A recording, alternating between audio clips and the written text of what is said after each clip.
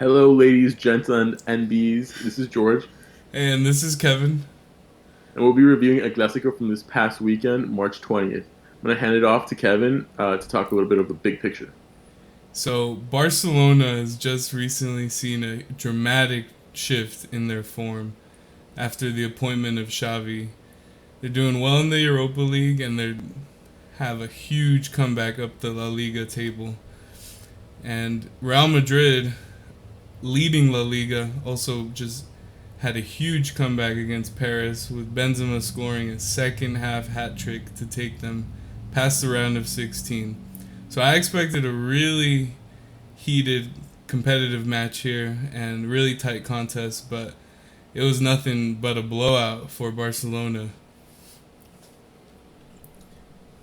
Yeah, man, and I don't know why you expected a tight contest. Barcelona was definitely on a come up, and Madrid was kind of waning. If you saw their past few games, they've been playing like shit and been winning by barely, like the bare minimum.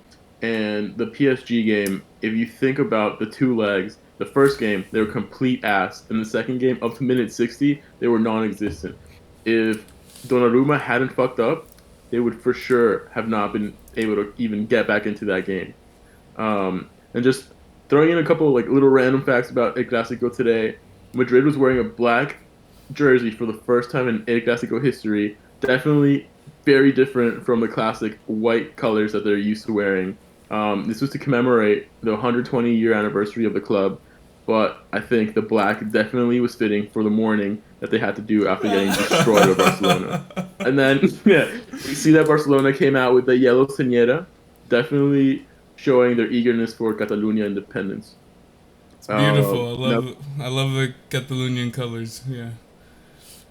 Also, disclaimer: this guy's a Barca fan, so oh he's yes, biased. I am 100% biased for the best club in the fucking world. It's Mescun Club. It's in my heart, baby. All right, let's take a look at the lineups now. Also, we're Barca's trending on this website right here, Pornhub. All right, the Madrid lineup. So we have Courtois in goal. In the defense, Nacho, Militao, Alaba, and Carvajal. So Mendy was out injured, so Nacho had to cover that role. But I think that was a mistake on Ancelotti's part because, I mean, Dembele was just abusing that wing the whole game. I mean, he caused the first two goals, Dembele, and so it's just a defensive disaster, I think. Likewise, Carvajal was getting eaten alive too by Ferran Torres. Like there were a few like long balls, and Torres was just like running right past him. Same God, bro, thing. look at you sounding like a gringo. Torres, bro. What the fuck is that? Same thing. The same thing happened too in the Paris game. Mbappe was just abusing Carvajal the whole game, and he got taken off as like pretty soon after he got a yellow in that first leg. Carvajal, because Mbappe was just all over him. Yeah, And after he had that heart condition, I feel like he hasn't gone back to like his full pace. You know, like, that was like 2 years ago. I don't know if you remember that. I don't remember actually. No. Yeah, Hmm. yeah. Interesting to note. But in the midfield, we have Kroos, Casemiro, Modric. This is like bread and butter Real Madrid midfield. Those viejos, bro, they're old as shit. Hey, Modric, dude, he's still like aging like a wine. Honestly, he's still got it. And then up top, I mean, this is the biggest absence for Madrid, but Benzema. He's the only top European player with 20 plus goals, 10 plus assists. And, you gotta say, he's kind of like the hard carry right now for Madrid. And he was not there in El Clásico, and you saw what happened. They just got absolutely smashed. So, Yeah, I mean, like running your team without the captain's pretty hard, and like you said, he's the most proficient goal scorer right now in all of Europe, and his link up play with Vini in the past couple of games has been pretty outstanding. Should we let's move move. on to Yeah, Barcelona, or you yeah. got Let's move. more Let's things? move on to the Barca one. Anything else? I mean, um, I mean, I think the Ancelotti's plan to replace Benzema with Fede Valverde and Rodrigo was not the ideal plan. I think he should have kept the same schematic that he's been using and just put in a substitute for a one-on-one substitute for Benzema. Someone like maybe Mariano or even Jovic, who have been pretty much Wait, non-existent for Ancelotti this Jokic season. is still there. I thought, oh shit, I didn't Exactly, even bro. realize he He's was still there. non-existent. He's been fucking rotting on the bench, bro. That's Yeah, sad. Wow. he came back from his loan and he hasn't done shit for Madrid. But yeah, now moving on to the Barcelona lineup. So we have obviously Ter Stegen in underneath the sticks. We have Jordi Alba on the left. Eric Garcia coming in for the first time in a while. He's been a little shaky, and I think it's the first time in a while where he was actually a pretty decent center back for Barcelona. And we have Gerard Piqué on the heart of our defense, and then the biggest surprise from Xavi's lineup, in my opinion, was that Ronald Araujo started in front of Dani Alves. Right, Dani Alves came back to play these big games, but I think Xavi got scared and respected Vinicius Jr. a lot and his quick pace. So he had Ronald Araujo, who's a lot faster than Dani Alves and has a lot more body and just an overall bigger player with higher pace than Alves. And I think that was an amazing decision because not only did he fucking put Vinny in his pocket, he also got that second goal that like really calmed down the game. Then moving up to the midfield, we had this what's now become Barca's strongest mid three, which is Pedri on the left, Busi as a center defensive midfielder, and then De Jong on the right, which he linked up really well with Dembele and the top line. So the top line from right to left was Dembele, who had an outstanding game for the first half. Alba in the middle, who again amazing game, couple misses, but his finishing overall was pretty impeccable. And then Ferran Torres, who, God, I don't know how this man doesn't know how to score a goal, bro. He's trash, but he tries, man. That's all I can say. He tried. What do you think about Um, Because I know Dembele hasn't actually been starting a lot of matches. It's actually been Traoré, right? And it why do you has think been thrown in. he made this decision? I think in the league he's been doing pretty well with his final passes. And in the Europa League, he's been kind of shaky. I'm not gonna lie. And Adama hasn't been in the hottest form. I mean, when he joined Barcelona, Adama was on top form. He got 2 assists in 2 games, but from there he's kind of like plateaued a little bit. And Dembele's just been on a come up. I think he's trying to renew again with Barcelona, but I don't know, man. His agent's been kind of like flip flopping around in that. Um, but Dembele's been on some hot ass form, and that Alba Dembele connection, throwing it back to your favorite team, bro, Dortmund, back in the what is that, 2012? No, no, That's that's 2017, 2016. oh, my bad, my bad. I Yeah. don't know dates, but yeah, no, that's some good ass connection, and they're still really good. Yeah, I Um, was thinking that during the game too. The Dortmund to Barca pipeline is real. Like, yeah, like we said, you guys are trash players like Baco, and then you gave us fucking Dembele and Alba. But yeah, like Xavi mentioned this last week that Alba's been basically a gift falling from heaven to the Barca team. He scored 7 goals in the last 10 games before El Clásico, and this is for a team who had been struggling to score any goals before the transfer market. So definitely a big plus for the Catalans. yeah, and it was kind of crazy to see that because at Arsenal, I follow a lot of Premier League, and he was just unmotivated and he could not find the back of the net. Lacazette was usually playing instead of him, and it's good to see his reemergence. He's a Yeah, I great think player. Arteta definitely put him in the fucking freezer and hasn't played him for what he didn't play him for like 3 months. It was some ridiculous shit like that. I He don't know also what had he a must lot have of done. disciplinary issues too. So That's true. That's true. I mean, he revoked his captaincy, which I think is the biggest disrespect he could do to a player. But I mean, I guess it's deserved. Um, Alrighty, should we move on to the timeline of the game, or do you have any other updates? no, I think we should move on to the match events. We'll just do a quick, not a quick, but like in-depth recap here. There it is again. Yo, All this was right, a so fucking stomp, man. I still can't believe it. Like, the chip. no, I mean Oh, the oh, game oh. in general. Yeah, man.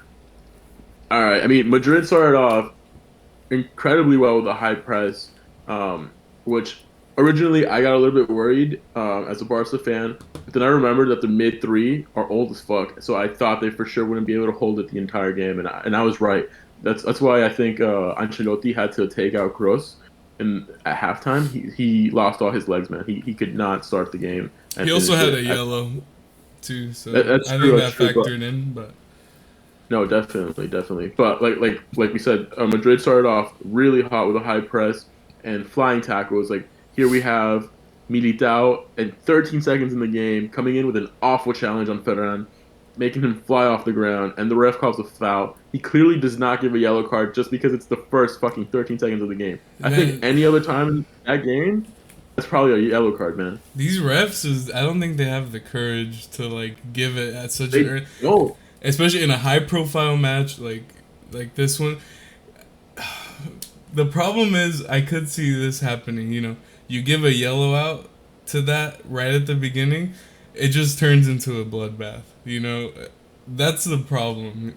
Like, but That is, I don't know, but I think a ref shouldn't think about that. It should be like, is this a foul?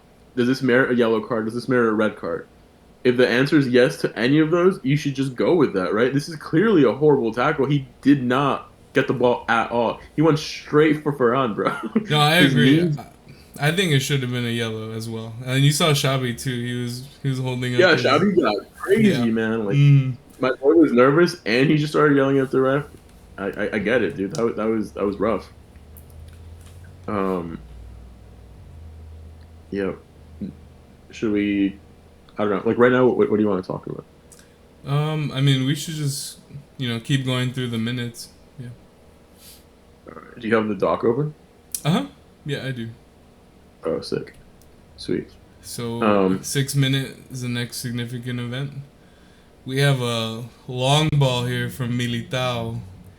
Reaches Vinicius Jr. cutting through the whole Barca team. It's really amazing to watch.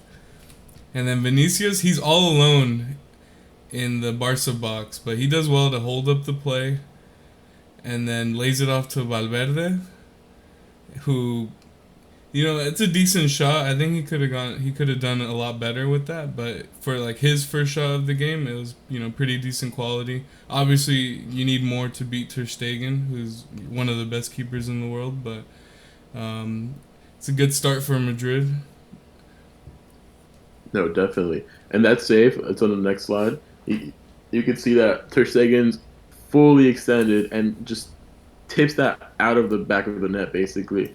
I think it was a really well placed shot. Maybe if it had a little bit more power, it would have beat Ter Stegen, or if he would have lifted it a little bit more. But overall, it was an amazing play from Vinny and Fede. Um, but throughout the game, like you started seeing that Barcelona started taking a little bit more control, like slowly, and it was really nice to see players like Dembele and Frankie De Jong trekking back to help defend. I mean, Frankie is definitely that's part of his game, always has been. But seeing someone like Dembele, who's been like notoriously lazy and like out of the team because of indiscipline, indisciplinary actions, seeing him fully committed really shows the impact that Xavi's having on this team, and it's really nice to see seeing like them being a cohesive unit.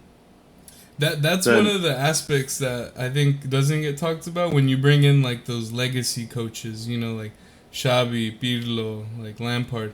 Maybe right now they haven't been in the coaching game so long that like their tactics aren't as refined, but like the respect they get from the players is unmatched. That someone like another coach wouldn't get.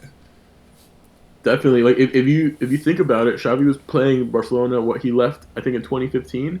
So he played alongside Piqué, Busi, Jordi Alba, Dani Alves, and he was the captain for these players. So now becoming their coach, they already had respect for him when he was the captain, and now they definitely are falling in line and doing whatever he's saying.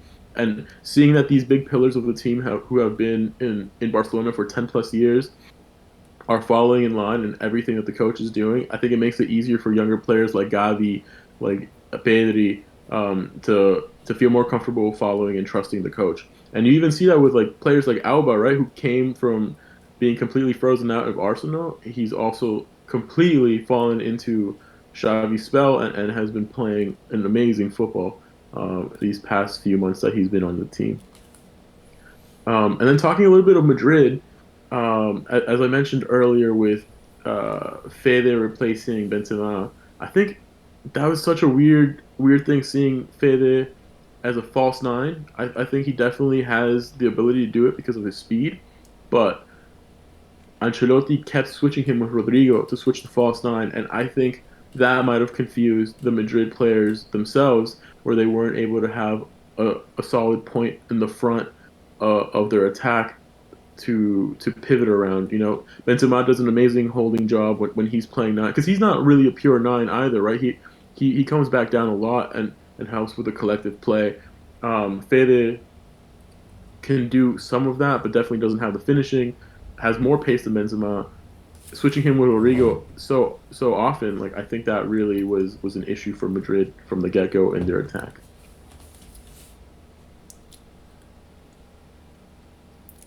All right, you want to move on to the next minute? The next, let's see, we're at the 10th minute now.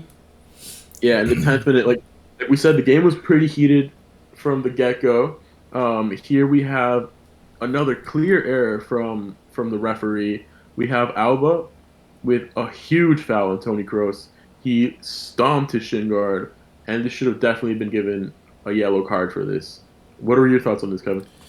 I mean, I don't like.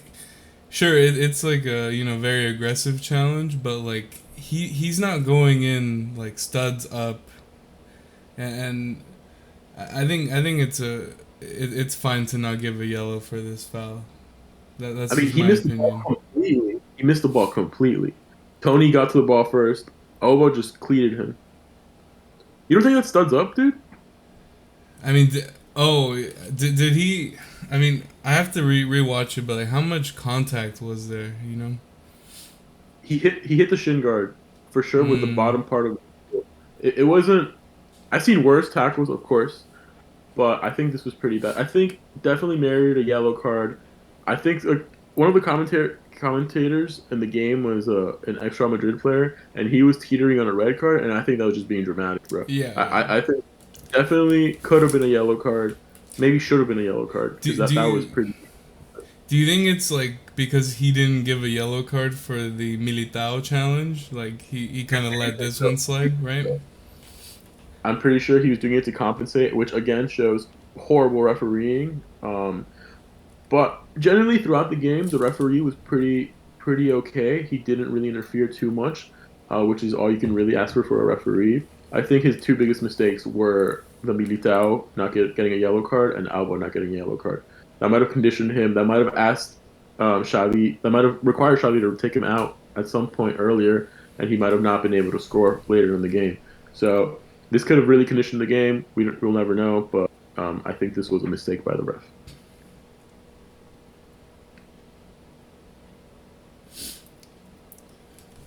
All right, this is the first like very clear cut chance of the game.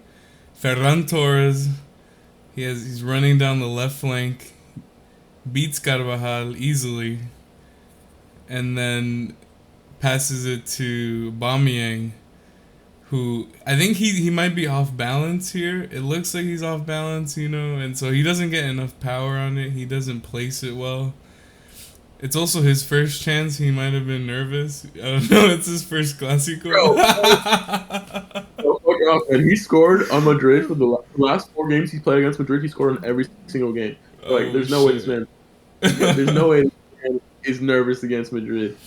Man, I don't know how But to that was explain that, but off balance maybe.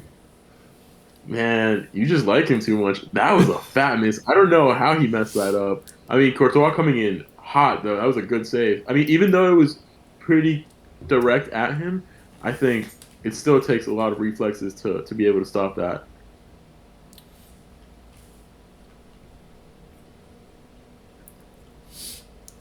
Oh, do we skip ahead a lot? Or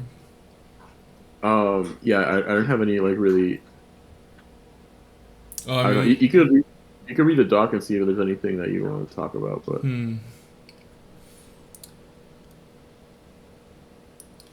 I thought the Tony Kroos, the yellow card. I didn't think that one was a yellow card, but like you said, accumulation of fouls maybe I think is what the ref might have like said for that.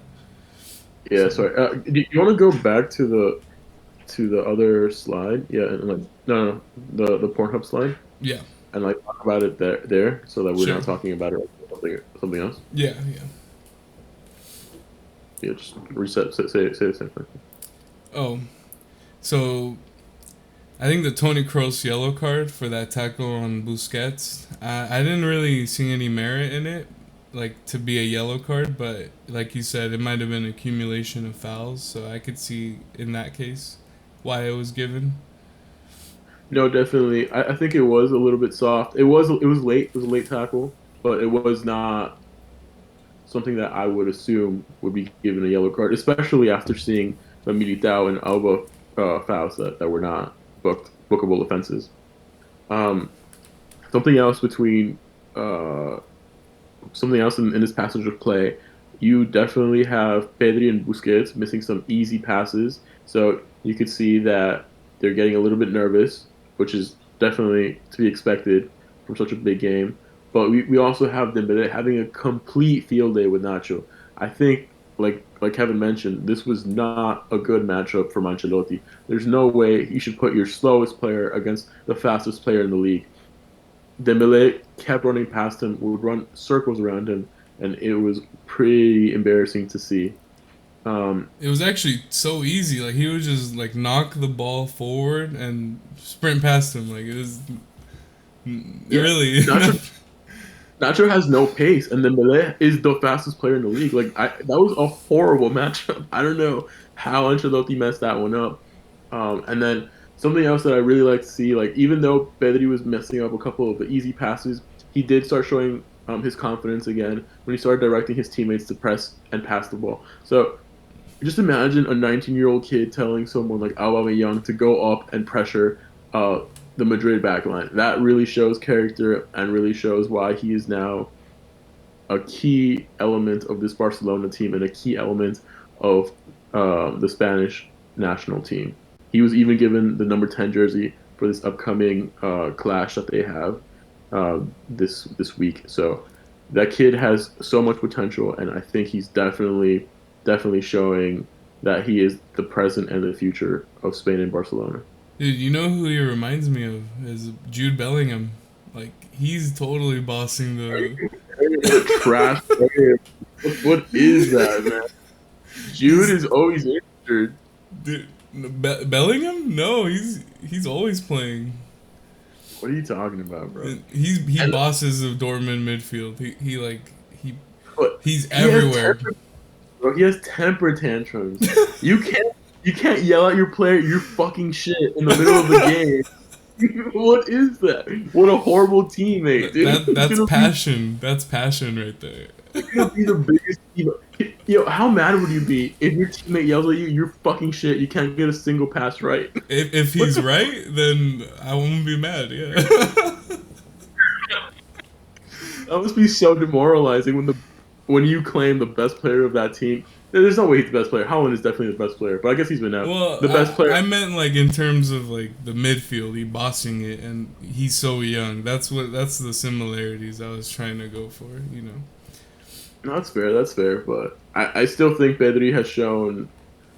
No, you know what? I'm gonna take that back because I have not been watching Dortmund as much as I should, so I can't really comment on Jude's actual abilities this season. But from what I know of Pedri, he's shown an amazing character, and he's been destroying everyone in La Liga and in international football. It's been pretty impressive. All right, then we're gonna move on to the first goal of the game. I don't have a screenshot of that. I should have definitely done that. We don't. Too bad. Yeah, I minute mean, 29, Alba with an easy goal, really. It was an amazing pass from Jerry all the way up the field to Dembele on the right side, who again pass dribble Nacho like he was not even there. He sent a perfect cross from the touchline for Alba to head back in. And here's the two things I noticed. One, Alaba made a huge mistake and tried kicking the ball. I don't know why he tried that. He definitely should have headed it away. And then you see Militao also trying to a last minute, like last ditch effort of like sticking his leg out. Those two mistakes, huge mistakes from these big center backs from Real Madrid. These guys are tall. They could definitely body Aubameyang, and I think especially the Alaba mistake was super costly. I think it's just Uh, inexperience from Alaba playing in that center back role. I mean, he never played that in Bayern. He always played the left back, left wing back role. So it was just really odd to see him going with his foot. I mean, he's trying to like karate kick that ball. Just use your head, man. Like, exactly, but I don't know, man. Like he's been playing as Madrid center back for the past year. I feel like that's such a rookie mistake that it's really embarrassing. And you can definitely see how mad Militao was. I'm not gonna lie. When they signed Alaba, I thought Alaba was gonna be the one directing the Madrid back line, but I've been pleasantly surprised that Militao's the one that's been stepping up, and he has definitely taken command of that back line. And besides this game, Madrid's back line has been pretty solid. They don't get too many goals scored on them. I mean, they're a little bit lucky that they have Courtois on the back because he has been, I think, the most informed keeper this season. lucky. What do you mean, bro? Like if they had who Oblak, right? Oblak, who's been one of, if not my favorite keeper for the past like 4 or 5 years, who's had a shitty form, like has shitty form this season. I don't know what happened to him. Like if they had a great keeper like that that's just hasn't been in good form, they would have definitely conceded way more goals this season. And even in the Clásico, right? Courtois was for sure the man of the match for Madrid, which is saying a lot when you get destroyed 4-0. Yeah, I mean when I don't think you can have a man of the match when you're like when you get shut out that hard. Like everyone just No, shit. I think you because Courtois is definitely the standout player. Like if you okay, I know Ferran is trash and he can't score for shit. Like we're definitely working on it. And then Alba also had some sitters that he definitely missed. So besides those that should have definitely been goals, I think Courtois saved Madrid from losing this game by an even bigger gap. I think it could have for sure been a 6-8, somewhere in that range of how many shots that Courtois saved by himself. It's really impressive to see a goalie in such top form getting let down by his entire team. It's really sad to see, Oh, but honestly, it should not have for been me. 7-0. Yeah, easily. Yeah. Mhm. Yeah, no, Courtois was an amazing form, and then we have Ferran, who I don't know, man. I just don't know why people have so much confidence in him. His movement without the ball is really impressive. Even his movement with the ball, but the finishing touch, that's something that I feel like Xavi should like whip him into like learning how to play that shit. Like after every training practice, you should just have I don't know, bring back Messi just to teach him how to fucking shoot, bro. I don't understand how he misses such easy goals. Yeah, he should do like I don't know if Xavi does this, but like one-on-one training. I know Cholo does that with his players.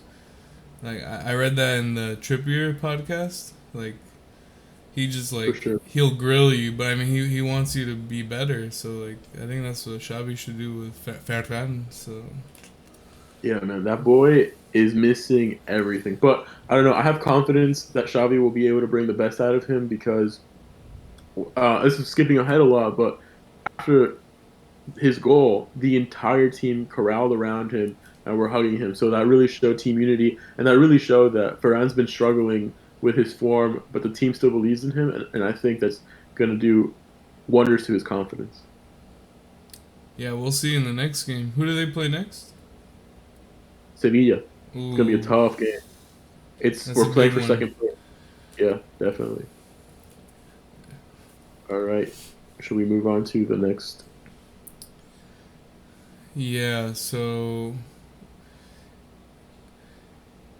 at the 36th minute, Great counterattack from Real Madrid. Vinicius Jr. takes the ball, goes one on one against Ter Stegen, but then after closer inspection, he dives into Ter Stegen's leg to try and win the penalty.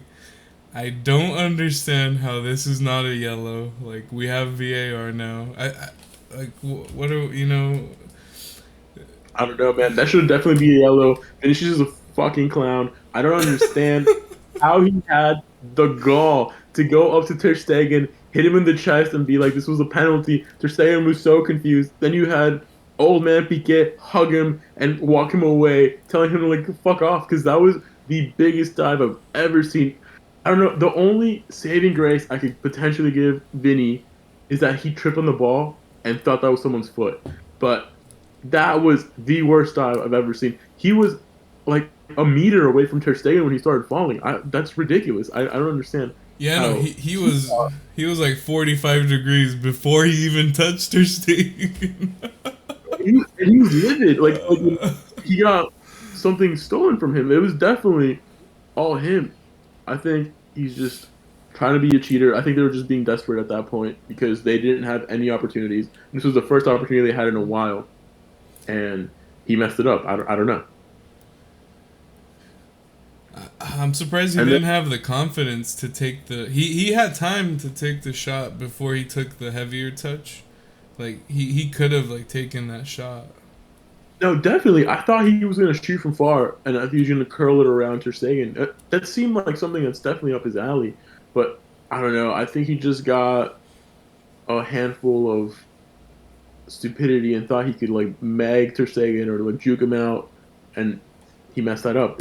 I think Vinny's for sure going to be one of the greatest players of his generation, but he still has a couple of things that he needs to work on. And again, finishing this year has been outstanding, but you could still see that he has a long way to go to be more consistent with his decision making. And then basically immediately after that dive, we have a counterattack from Barcelona. Um, yeah, that's Should I just just stick it it. here? Yeah. So immediately after that dive, we have a counterattack from Barcelona, and we get a corner. From that corner, we have Dembus taking it. He's the new free kick taker. No, he actually doesn't take free kicks. I'm sorry. He's the new guy that takes all the corner kicks now that Messi's gone. And then we have an easy goal from Araujo. No defender was near him. He was right between Militao and Alaba. Another huge mistake from Alaba. I don't understand how they let one of Barcelona's tallest players be completely unmarked. He basically walked into Madrid's box without anyone around him and just does an easy header that I think, in my humble opinion, was the goal that basically destroyed Madrid. After that, they completely lost confidence. I think you even saw too, like right after the goal got scored, like Militao was just yelling at Alaba, or like he was angry with him just for like losing his mark, because that was his mark, Alaba's mark on No, Araujo. definitely. So I I think they were think doing a zone. They were doing a zone though, but like Alaba was the one closest to Araujo. So Alaba definitely had a stinker of a night. I think all four goals were on him, and that's saying a lot because he was the highest signing for this season, right? I mean, he was on a free, um, but his contract is ridiculously high. So he came in for these big games and he did not show up. If anything, he really let the team down and brought them down. Um, yeah, from there, Madrid just seemed that they were out of ideas. Like I said, that goal was demoralizing to them, and they just kept launching the ball, hoping for the best, and nothing really came about that. Barcelona definitely took control, and it would not let Madrid have the ball for over 10 seconds. The high press of Barcelona was immaculate. Every time Madrid thought they were going to come out from the back, Barcelona was able to stop it three-fourths up the way of the pitch and then try to attack again. Really, really completely abused Madrid at the end of that game. Do you have any closing remarks for the first half? yeah, I thought the game was really open for both teams in the first half.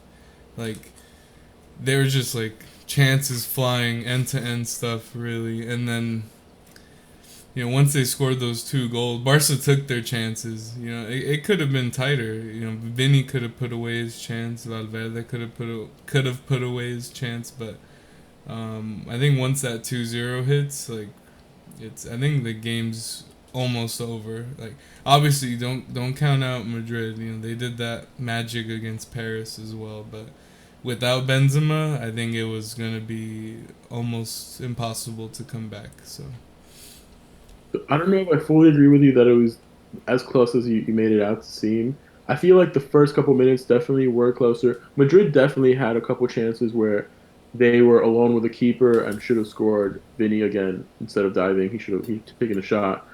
But I think Barcelona had so many shots, so many misses.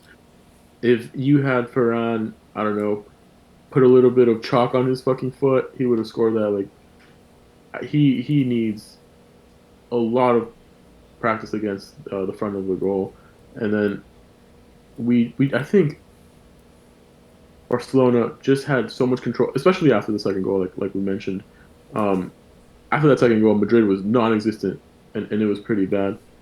So, um, just my key takeaways from the first half: Barcelona definitely outclassed Madrid. Araujo as a right back was an amazing call from Xavi, amazing tactical decision. He mostly eliminated Vinny except for like two plays, and then Madrid again needs an anchor in their attack. They seem to be struggling without that nine. Madrid cannot hold the ball because Barcelona's press is way too high. And then Barcelona should definitely be careful with their tactical fouls because our midfield, sorry, Barcelona's midfield, has been plagued with yellow cards. You had Busi and Frankie getting yellow cards for easy and dumb tactical fouls. So they should be careful in the second half. what do And you then, think about the Barca's like how dynamic they are? I haven't seen the Barca team be this dynamic in a while, right? Like yeah, in so their press, in their attack, it's been sluggish from what I saw. Like in the first half, like Coman's Barca, sluggish. no, Xavi's definitely. Barca, very very quick, dynamic. It reminds me a little bit of the original Luis Enrique Barcelona, who The had MSN. the MSN up front. And since we knew the MSN weren't gonna trek back as much, they had a bunch of players behind them just going full force ahead to break up any play and then just launch the ball up to the MSN. So it was a more physical team than the Barca's used to, and Xavi's showing that he wants to incorporate that sort of style of play along with the tiki taka that Barcelona is known for. So that's why we're seeing the come up of players like Gavi, who is world class with the ball, but he is extremely physical, even for his size, and will constantly get yellow cards, which is something that he has to work on because his mentality is crazy and he definitely is a little bit too aggressive at times. But Barcelona with Xavi is trying to get more aggressive players. Like if you think about some of the targets for this summer, you have Gessi from Milan, right? An aggressive midfielder. You have Haaland, who we it would be a hard get, but definitely one of the most aggressive I players. think he's And almost basically confirmed to City at this point. yeah, but just that archetype of player that Xavi's looking for Mm. are players that are good with the ball, obviously, the players that are willing to put uh their entire physique in the line for the game. And I think that Traore, like a Traore type, yeah. yeah, right? So Mm-hmm. exactly trying to get more physicality and verticality into the team, which I think is a pleasant surprise. Like even a player like Ferran Torres, who's not that big, he's very physical, like and spends the entire game running, and like pulling players away from the other attackers. So this new change has definitely been a positive one, especially compared to, like you said, the Coleman team, who was completely unrecognizable and sluggish and sad to watch. And then we're gonna move on to the second half. The second half, I don't know what Ancelotti was doing, but he had a panic attack in the middle of the game, in the halftime, and he did a full reorg of the team.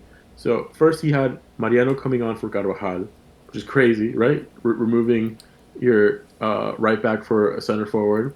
That's like some Um, FIFA tactics. You got.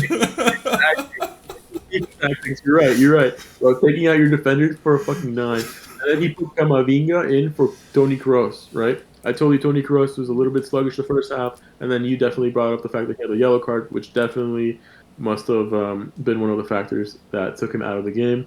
I mean, that's more Um, of a like for like change right there, right? So it wasn't because if you look at how Madrid started that game, they changed the back line completely. I So meant you know, the Camavinga for Kroos. Sorry. yeah, no, no, no, I Uh-huh. know, but Oh, okay, okay. Camavinga came in as a center back. He did not come Mm. in. He didn't He go in did for. not. Oh, he didn't replace Kroos. Shit. Yeah, it was a weird lineup from Madrid. So Nacho got taken out of the left because he was getting demolished by Dembele, right? So he got switched off to the right back to no longer deal with Dembuz. So then you had Alaba as left back, which was what I had originally said because he's faster and has been playing this position for years in Bayern.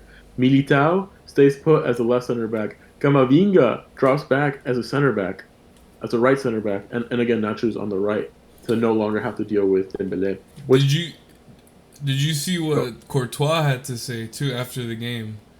He said no, that when Ancelotti made those defensive rearrangements, that like everyone was like on the wrong page and they did not understand each other, which is why they conceded right away. Like the press was too high and like they had no clue what was going on really. yeah, I think it's so like in a game it seems. I mean, we used to only have three subs, right? And Mm. you usually don't reorg the entire team. Ancelotti made two subs and reorged the entire back line. The only player that stayed put was Militao. The other players completely rotated their positions. I understand why they were lost. That's not really on them. That's definitely on the coach. That's too much change in too little time. And like you said, Barcelona was pressing up real high, and that really just destroyed Madrid's back line. So, do you want to describe what's going on in this picture? So this is, I mean, right after the restart. 16 Ferran, seconds. yeah. I mean, Ancelotti probably like he freaked out right after that. You give a whole halftime team talk, and then like this is what you come out to. Too bad though, Torres, perdona, he falla, he La misses. comió. Ooh. Bro, that was so bad. Dude, I think this is. I mean, he has so much space to shoot at. This is as a rookie mistake. I mean, Yeah, it was a great ball from Alba to Ferran, and I don't know what happened to him. I don't know if he had just too much time to think, which I guess happens, and you just get in your head. But he freaked out. He was one on one versus the keeper, all the time in the world to just place it softly next to Courtois, and he like bottles it. He, like I don't know where he shot it, man, and he just collapsed on the ground. And I was hoping to see some tears like his like first game, man. But god damn, dude, he played horribly. That was bad. But less than 1 minute later, he luckily for redeemed. him, yeah. Oh, we don't have a screenshot of it. Screenshot for that, but yeah, less than 1 minute later, he redeems himself.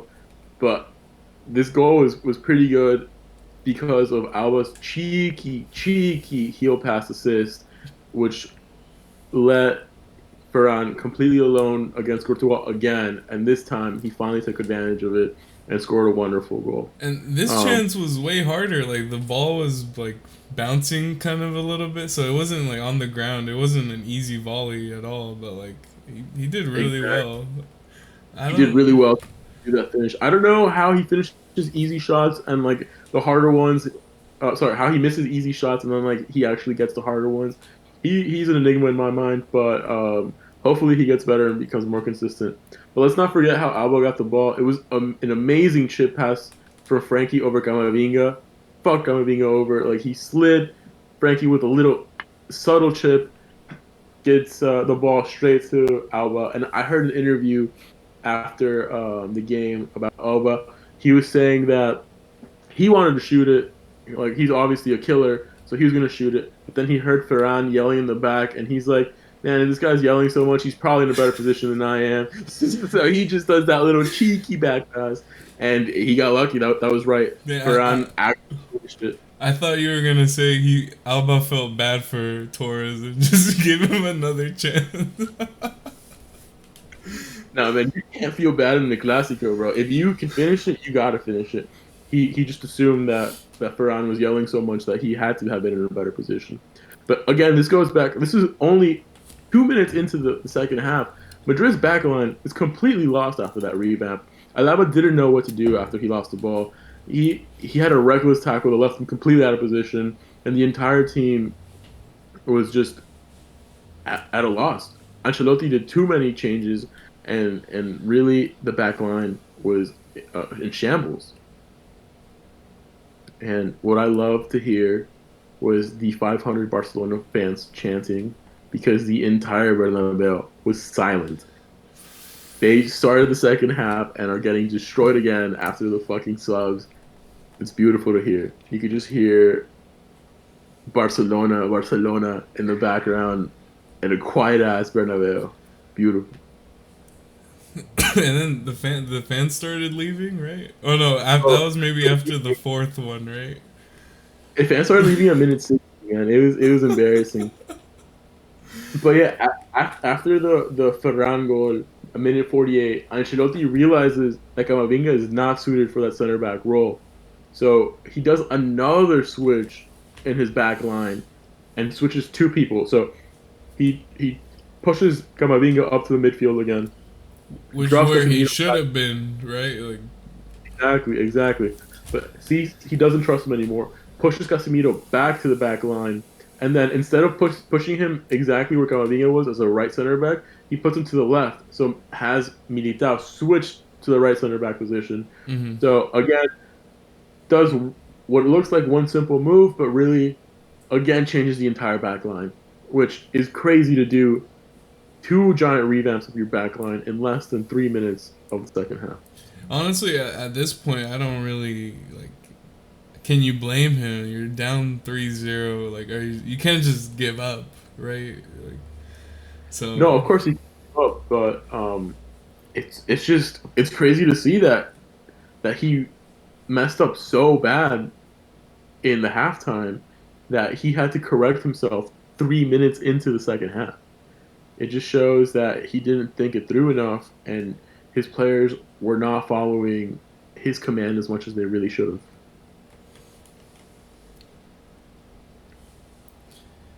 All right, so do minute we have? 51, Oh, we don't exactly. have. Oh, okay. No, no, this is the same thing. So minute 51, beautiful long ball from Piqué to Ferran Torres, who gives a through ball to Alba, who then chips Courtois. Amazing finish. But the ref whistles for an offside after the goal. Um, Did the Madrid defenders? They kind of stopped playing, right? Like, I, yes, so that's a little bit of a controversy for this goal. So the linesman in the bottom right of the screen flags the offside position, right? But the referee never whistles for it, which mhm. that should be if you don't hear the referee whistle, and even youth players were told this, you have to keep playing. You Yeah. never stop until the whistle's blown. So that's a rookie mistake for the entire backline for Madrid. And honestly, like watching the replay of that goal, I don't think the Madrid defenders stop um, when they see when they see the linesman raise the flag. I think the person that does stop is Casemiro, but realistically, I don't think he would have reached Aubameyang. He was too far ahead, in my opinion. But maybe I'm wrong. Maybe Casemiro No, would have had like that. I don't think it would have changed the goal at all. Like, he was way too far deep. Yeah, but Exactly, exactly. So the Madrid defenders were all criticizing the ref when there was this confusion because they thought it was completely offside, and they thought they had stopped. But from the video, you see that they're still running, so definitely didn't stop. Again, Casemiro was the only one that stopped, and that is a horrible mistake on his part. And he's one of the most experienced players on the pitch right now. He should not have stopped. Um, and I was kind of scared with this goal because Alba chips Courtois and it goes a little too high. You could even see it in his face where he like flinches back because he thinks he's hit it over. But it just goes slightly under the crossbar. Beautiful goal. Really just destroys Madrid with a 4-0 at minute 52. So I think that's basically game. After that, like Obo, an amazing game, 2 goals and an assist in the Clásico. Yeah, he kind of. What I don't like about that is he didn't like go towards the goal to like secure it or like confirm the goal. You know, what if it like campanita? It bounces off the crossbar down. He's there to finish it. He's already running towards the corner. You know. Bro, it's because he had his weeb friend waiting for him with a dragon ball. Yeah, that's. Yeah, man, he did not want to wait any longer. He was like, I fucking missed this, or it's gonna go right in. And luckily for Barcelona, it went perfectly in. And that celebration, bro, that's the lamest shit I've ever seen. Fucking Dragon Ball Z with his little fucking testicle in his hand. Like, god damn, bro. It's just wilding. You're not a weeb, bro. You wouldn't get it. I don't get it. I don't get it. Oh man. And But then again, like from this image, look who messed up in this image, and tell me who it is. otra vez Alaba. Exactly, bro. 4 out of 4 goals, he's been responsible. The biggest stinker of the game, the worst player of the night, Alaba. He single-handedly dragged his team to one of the worst defensive displays I've seen in Madrid in a very long time.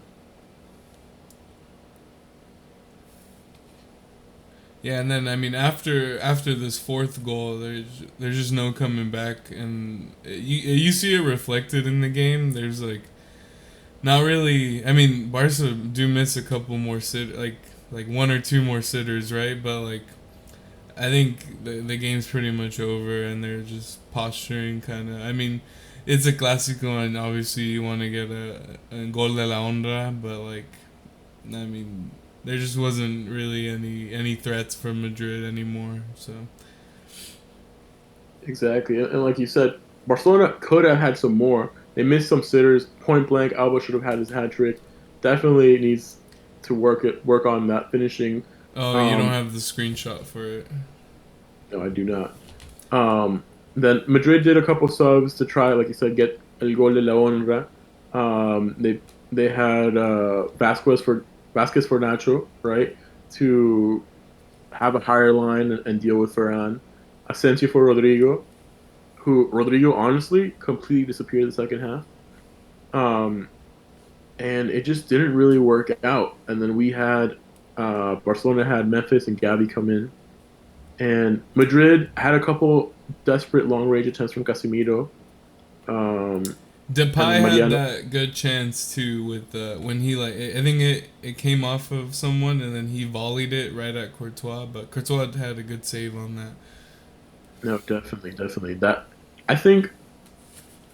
By the way, I'm just gonna put this out there. He likes to go by Memphis because his dad was an absentee father, so Oh yeah. he hates his last name. So yeah, Memphis. I think he had a really Memphis. good game. He should have definitely. I don't know scored, but I think he played really well for the last like 15 minutes that he was on. Um, so I do wish Alba would have stayed a little bit longer to try to actually get the hat trick, but it doesn't really matter. The game was over. Um, there was a couple crazy challenges from Jordi Alba, who got the yellow card. Reckless, completely reckless. I don't know why he did that. You remember that, like, reckless tackle on Fede Valverde? Oh yeah, It- I remember. Yeah, the Alba challenge on Vinny. I remember seeing that. Yeah. it, it was because Fede had like recently done a late tackle on Busquets, and I don't know what happened to Jordi Alba, but he's like, I'm gonna avenge my captain right now. He murdered fucking Vinny. I don't know what that was. There was no need, man. It was minute 75, and we were 4-0 up. Yeah, no, he could have got sent off. Like, if he like He had actually, yeah. right? Yeah, no, for sure that would have been bad. And then we we can't forget that Don Dani Alves came on for Alba in minute 86 to get his 400th game with the Barca jersey on. It's really impressive having a 38-year-old veteran coming back to this team, making a difference morally. Definitely moral support. The entire locker room loves him. After the game, they all celebrated with him with the 400 jersey, and it was really really nice to see. Is he But like trying to is he trying to transition into a coaching role there? Because I know they usually do that. Like more senior players, they'll bring him back as a player and then try to do that transition. that's true. From the interviews I've heard of Dani Alves, he still wants to compete at the highest level. He's hoping to renew his contract with Barcelona for one more season, and then I don't really know what his plans are after that. I mean, he has a beautiful girlfriend. I don't know why he's just not at home with her the entire time. Like, he can do whatever he wants, but my man still loves to play soccer, and he took a massive, massive wage cut to come play for Barcelona, and I will always respect him for that because he has helped rebuild this team with Xavi, and it's been beautiful to watch. Any key takeaways from the second half on your end? Um, honestly, I kind of tuned out at the 60th right after the fourth goal. So like, it was just like concession. Just like, they didn't. There wasn't any more game to watch. There wasn't any more competition to watch. So I didn't really. Barca were lethal right at the beginning, and that kind of ruined, for a neutral, it ruined the match. So Okay. No, I agree with you. My key takeaways were Barcelona extremely superior first 20 minutes of the second half. They destroyed the game, ended the game immediately by minute 60.